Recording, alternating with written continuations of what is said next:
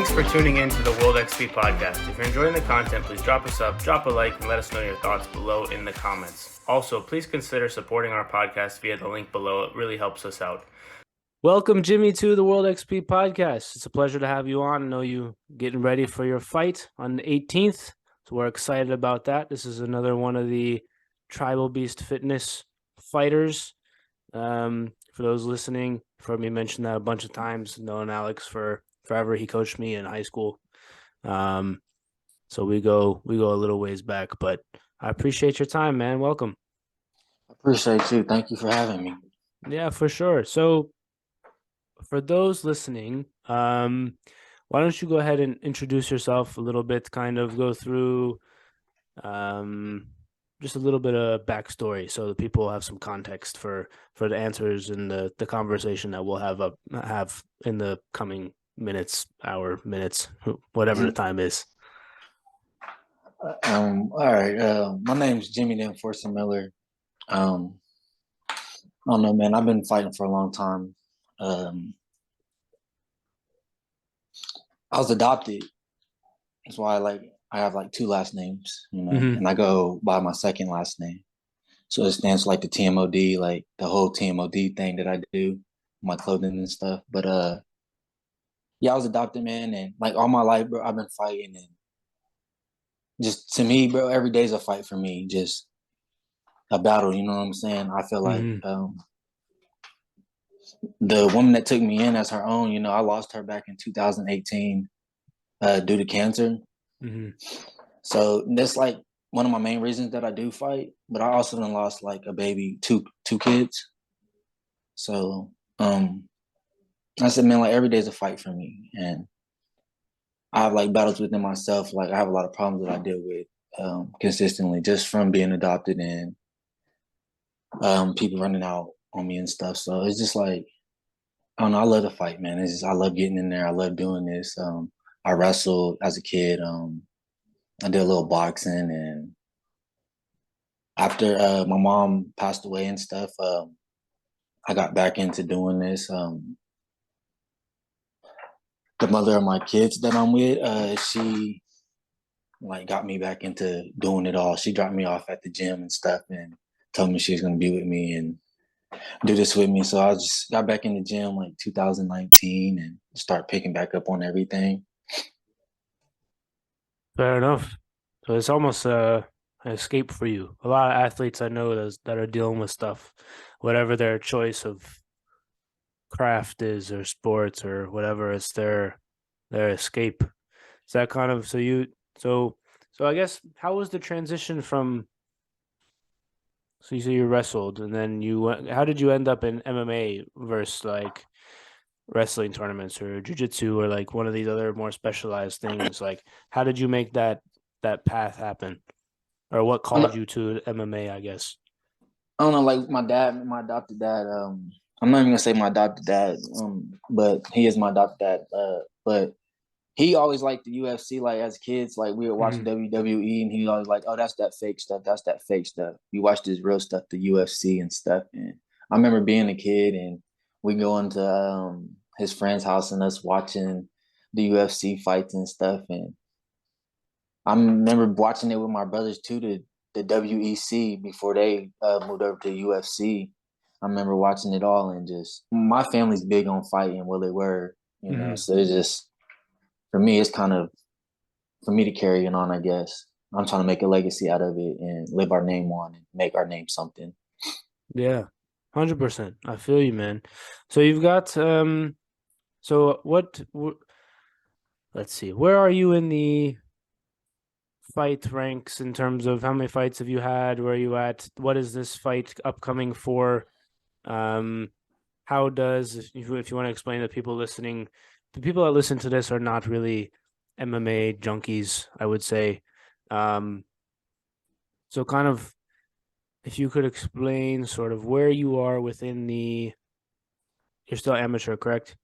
Yes, sir. So where you are within the amateur sort of ranks, how that works, transition to professional potentially, or how all the tiers work. I have a lot of soccer people that listen, so we're unfamiliar with the MMA world in that way? Um, Or why don't you start what how many fights have you had so far? Or like what's your record so far? I had one kickboxing fight, but I don't Mm-hmm. necessarily count it because Mm-hmm. it wasn't sanctioned, so I don't necessarily count that one. Mm-hmm. But I have 4 MMA fights. This will make my fifth fight under Mm-hmm. MCL. I'm 2-2 as of right now. Mm-hmm. Um, I have a TKO win, 21 seconds, and I have a win, and that was my last fight. I have a win with a rear naked choke submission Mm. in the first round, and then I have 2 decision losses that I don't feel like that I lost, but I mean, when it goes to decision, it's up for grabs for both Yeah. opponents. But I don't know, man. It's just MMA is different. I'm not like big on jiu-jitsu, I guess. I've been doing that for like a couple years now, and I'm just now kind of like picking up on it. I'm more of like a wrestler, I guess. You know what I'm saying? Mm-hmm. Since I wrestled as a kid and wrestled through high school, but I feel I'm well rounded, honestly. Um, I'm not too sure, but No, that's all good. Did it take you a while to pick up some of the like the other art forms? Like when I talk with Manny, he was saying how he's got different coaches for different. He's got striking coaches and wrestling coaches and different coach for this and that. Um, yeah, was I have it a. were you able to? So I guess the two-part question. One, do you also do that? It sounds like you do. But secondly, how easy or difficult was it for you to pick up the other um art forms that you weren't so familiar with before? Since I did like wrestling the longest, it took me a little bit with my boxing, getting my hands up to par, and I took kickboxing and Muay Thai for a little bit, and I picked up on that very well. And the coach I had, the actual like first coach I had, he helped me like sharpen up a lot of my things. So I mean, I give thanks to him, but we kind of fell out. Mm-hmm. But I do give thanks to him. Um, I don't know. I'm starting to pick up on the jiu-jitsu a lot more. I'm getting more of an understanding. That's more of a off your back type of game, and it's more slow pace. To me, there's no other sport like wrestling. I guess like I wanted to go to college for wrestling. I wanted to go to the Olympics for wrestling. Like wrestling was like a big thing for me. But I like to strike. Like Mm-hmm. I like to strike. I like to punch people in their face. I like people hit me in my face. I like making people bleed. Psycho. Yeah. I like to fight, man, and it's the dog in me, and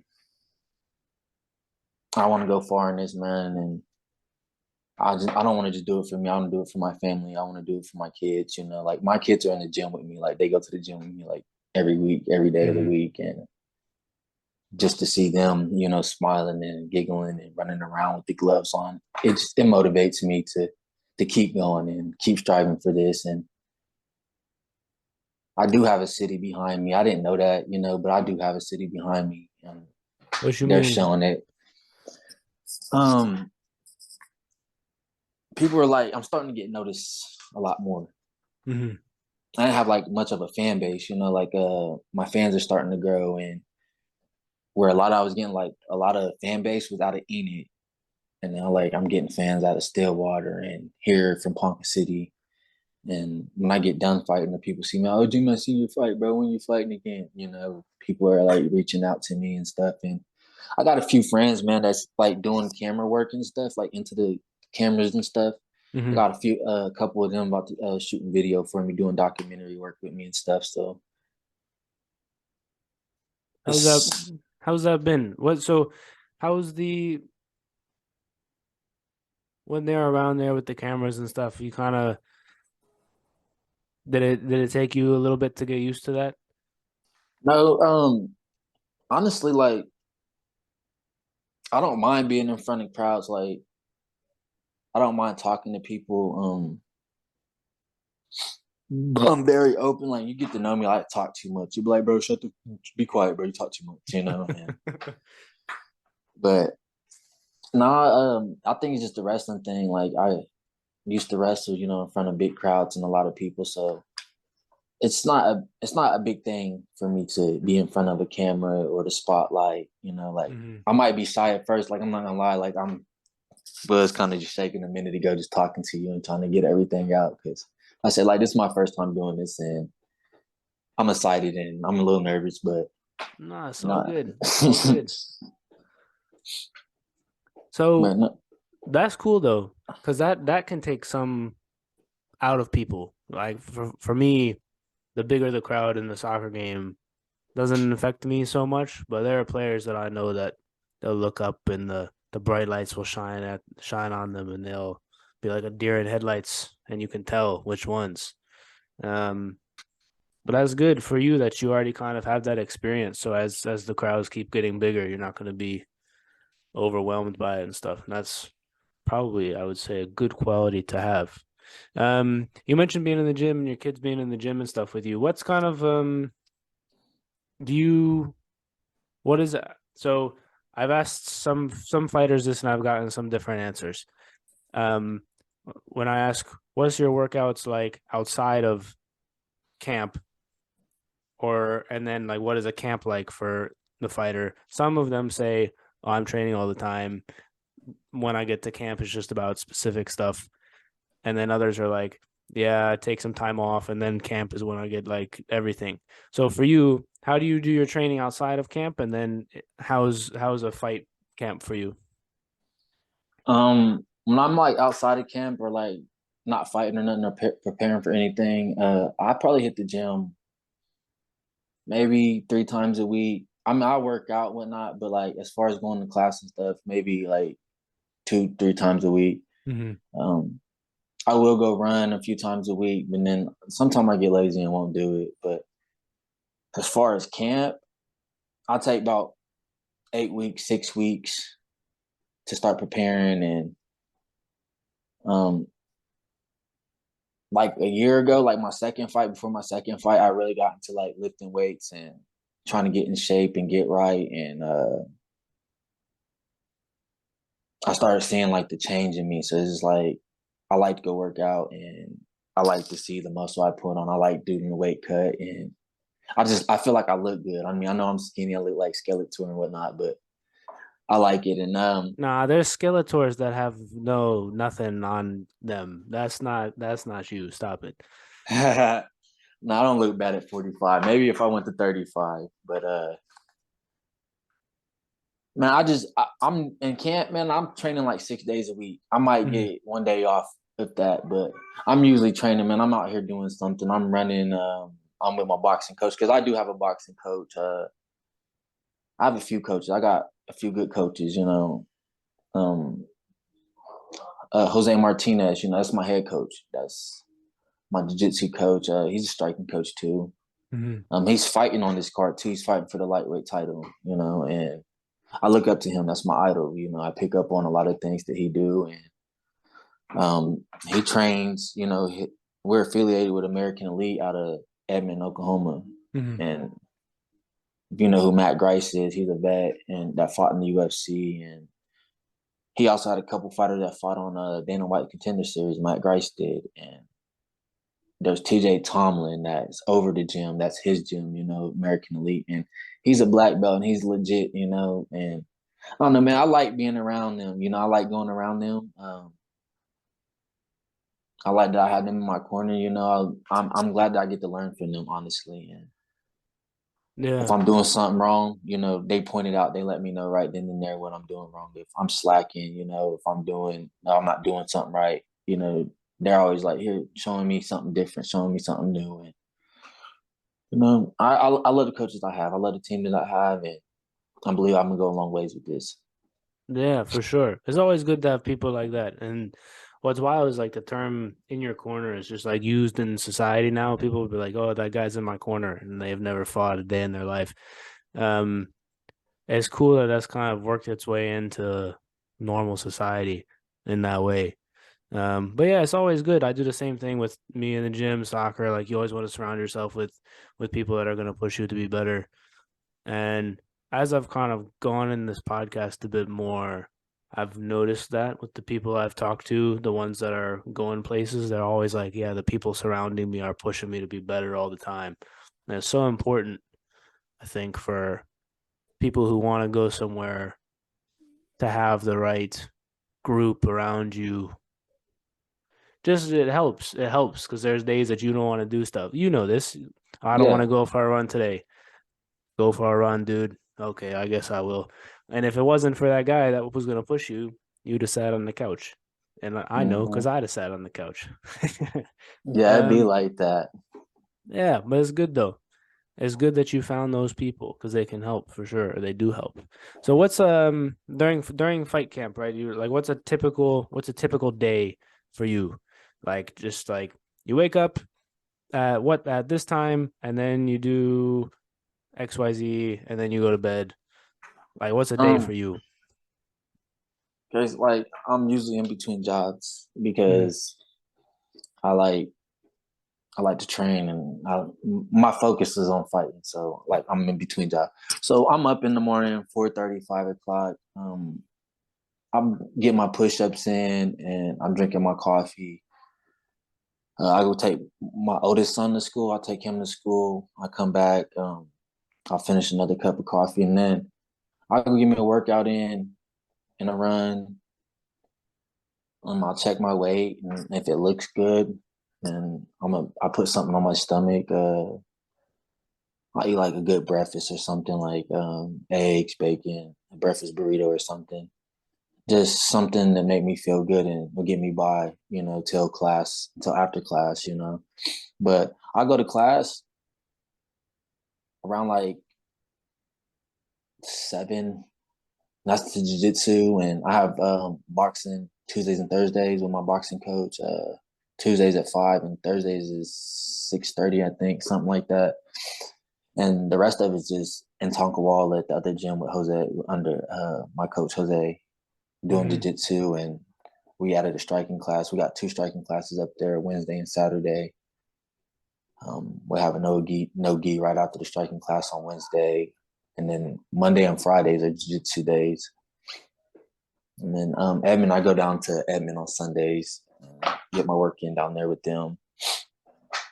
So how in a typical day, how many hours do you spend doing some form of fight training, not including weights or running or other stuff? I'm gonna say about 2 hours. And then with the other workouts, are you training like what 3-4 hours a day in within a camp for the most part? Yeah, and fight camp, yeah, 3 to 4 hours. So what's your recovery then look like? So for me, like if I play in a game, so a week for me during arena season will look like game on Saturday, and we can only practice on Wednesdays. But so we've got game Saturday. I'll get on the stationary bike Sunday to get the lactic acid out. Monday, lift, cardio, training session. Tuesday, bike, and then some like functional activation stuff. Wednesday, lift and practice. Thursday, bike, legs, recovery day Friday, game Saturday. So, and then like after the game, ice baths and saunas like during the week and stuff for the recovery. So, like, are you doing similar stuff with like saunas, ice baths, or and these things are kind of like, Yeah, I usually hit my ice baths like towards the end of my camp mm, to recover my muscles. It's something that I'm eventually get into doing more. But as of right now, I do it like the last 2 weeks of my camp before the fight, just to heal my bones up from all the sparring and all the wear and tear that you get from camp. And mm, honestly, I feel better after that. And when I go sit in the sauna, it's just during my fight camp. Honestly, it's the yeah. last week of cutting weight, and it's the only time I really go sit in the sauna. So I mean, how? like, Go ahead. go ahead. Okay, well, like in summertime, I'll go run in like a hoodie and sweats. So I feel like that's my sauna work right there. And my garage is really hot, so I go sit down there sometime and sweat my ass off down there with my sauna suit on for 30, 45 minutes. Damn. Yes. My brother-in-law wrestled in college for a bit. Then he got hit in the head one too many times and he stopped. But he's talked to me before about the weight cutting process for wrestling specifically. He's like, it's brutal. And when I was talking to Manny, he was like, well, I try and train so much that like I don't actually have to cut that much. So it's not as bad. But I was at the gym 2 weeks ago and somebody was in the sauna with like a trash bag doing boxing stuff, and I was like, holy, like being in the sauna with like a trash bag, right? I was like, that must be miserable. Is it like what is it like for you to cut like that? Are you like by the time the fight starts to roll around, are you like um in a good enough spot that like you can it's not so bad, or are you in the other thing where you're like in the sauna with the trash bag and doing all sorts? um, I feel good. Like I like to eat and I like to have something to drink. So I always try to cut a little extra the night of Mm-hmm. and just so I can eat a little bit, and have a little drink. But I don't know, that wrestling weight cut, that's for me, when I did that, that was like every 2 days. So now like I got time to cut weight, so I'm not in a rush to get down. But yeah, that sauna stuff with the plastics on, it's serious. I mean I do it sometime, but I'm in there for about like 5, 10 minutes before I'm like walking out, like gotta go take it off, and just throw my Yeah. my sweats and my hoodie back on. It's serious, man. But even when I wrestled in high school, I used to sleep with it on next to a heater with like a blanket on me. Stop. Are you for real? Yeah, I used to wrap up in a big thick blanket, sleep next to the heater, put a heater next to me, have my plastics on. I wake up through the middle of the night, drink a full bottle of water, throw it back on, and go right back to sleep. Wake up like 5, 6, take a shower, That's go. insane. Yeah, I Oh, don't know. that's nuts. I just try to put myself in a. I guess it's like a mental game Yeah, with myself. So I try to do stuff like that. Honestly, um, that's like a so couple weeks interesting. ago, I went and ran in shorts and like a hoodie while it was like 30 something degrees. I was like, fuck, it's cold. I wanted to turn back, and I was like, nah, I'm just gonna keep going. I ran like 3 miles. That's crazy in a good way because I also do stuff like that occasionally. Like I'll sit in the ice bath for like 15 minutes or a sauna for 15, like try and push it. Or like when I go train, like it'll be raining and miserable and I'll still go train. And it's kind of like people people look at you like you're nuts and then you keep doing it anyways. I don't know. There's something like weird to that people that like I don't know. And then people ask me, they're like, "Wait, so how did you get on that team?" It's like, well, because when it was raining, I was out on the field and you weren't. Yeah. It's a weird thing. So props to you for doing that. Also, there's also something to be said for not being crazy and running in shorts in 30-degree weather. But so you're based in Oklahoma, so I guess the summers get very hot and the winters get very cold. Is that true? I've not spent much time at all in the Midwest. The summers they're very like yeah they're hot. There's like it's been in 100 over 100 degrees. Like this last summer was over 100 degrees, and shit, I was still out there getting it. But I don't know. This Yeah. winter it's been cold some days, but we're having 60-degree weather and stuff. So I don't know what's up with this with the winter. I I don't know don't what's up know. with I it. think we stole your cold days. It was like 5 degrees here like 2 weeks ago. Dang it. Like cars weren't starting and stuff. People here weren't used to it. It was kind of funny. They're like, "Oh, it's so cold. I need to move." I was like, "Where are you moving to?" I mean, like snow, like the beginning of December, or like the middle of December, but that was about it. And then only lasts like a day or two. So that Yeah. was it. We ain't really got a lot of snow here in a few years, honestly. So, what are your goals with MMA? You mentioned some of them before. Um, but you is going pro the aim, and Yeah. if so, what's sort of the path forward, or what's like the 30,000 foot view of like, okay, I can achieve pro by doing the by winning this fight and fighting that dude and doing this other thing. Like, what's the path forward for you? Well, the opponent that I have, I got to get through him first to get to this belt, to the title. Um, This a title fight, the 18th? no, not for me. This fight is like for number one contender for the belt. Who's up for the belt next? Okay.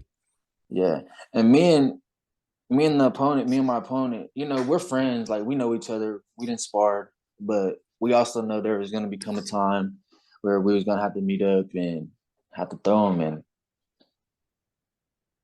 we know what it is that we have to do. Yeah. It's just business at the end of the day. But my goals and my plans is to get to the belt, get this 45 belt. And if I gotta bump up to 55 and get that AMI 55 belt, I'll do that too. Because I don't fight at 55. And after that, I'm looking to go pro. After I get this 45 belt, it would be like around summertime. But like I said, man, if they need me to go up for 55 too, I'm gonna take that too if I can. And then go Hmm. pro after that, which I'll be like 25. So that's my goal, honestly, to go pro after that. And I want to grow in this promotion. This promotion I'm fighting for, I want to grow in. I want to help it grow. I want to do all my pro fights for it. I want to stay in this promotion until like I can reach that high level, Yeah. or if the promotion hits that high level. You know what I'm saying? What's the promotion? Martial Combat League. Oh, that's Honestly, right. You mentioned that.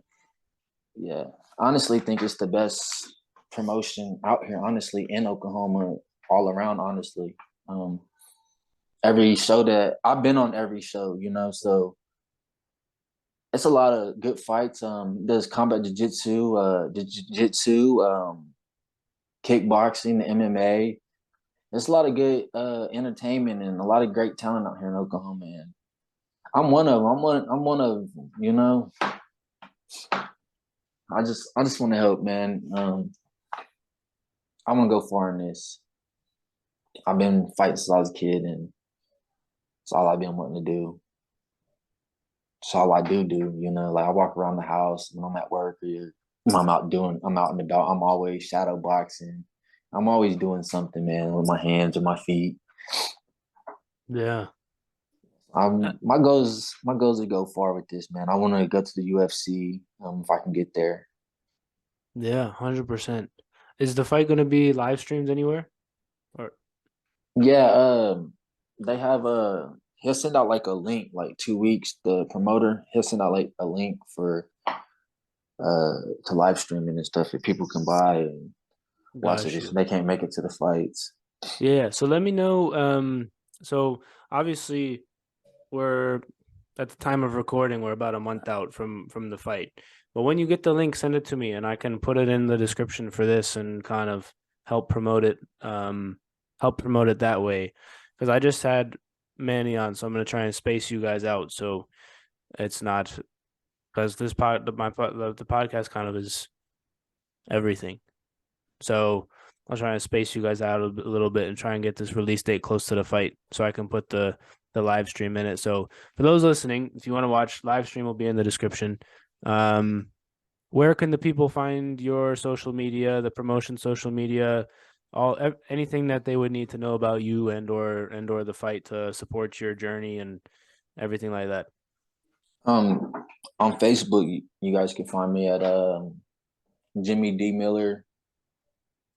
Instagram, it's enforcer underscore 155. Snapchat, Looney Crazy 4 time. You guys can find me on there.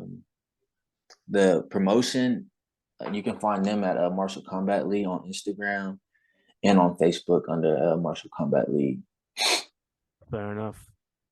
So I got a few Any highlights on there too. Yeah. Yes, sir. I got a couple highlights on there. I got Submission of the Night award and Fight of the Night award. There you go. Doing Yeah, big things. Well, trying sir, to. Trying to. I'm sure you'll do great on the 18th. I appreciate that. Yeah, for sure. It's been a pleasure to meet you. For those listening, go check his stuff out. Go check the highlights out. And yeah, at some point when you're not preparing for a fight, we can do a longer one, talk about life, other stuff, and have a good time. But any last nickels for those listening? I appreciate you guys that have tuned in and that are listening. I hope you guys do reach out and you guys, tune in and watch me. You know, I'm on the rise and you guys will see me in the UFC one day. Um, Again, thank you guys and thank you to Eric. I appreciate you having me, man. I don't know, man. I'm excited, man, that I got to do this with you, man. I appreciate it, and I'm down for another one whenever you're ready. Whenever I'm not in fight camp, I'm down for it, bro. I break it all down to you from the beginning to the end. 100%, 100%. We'll make it happen. Yes, sir. All right, guys. Until next time. Peace. Peace, bro.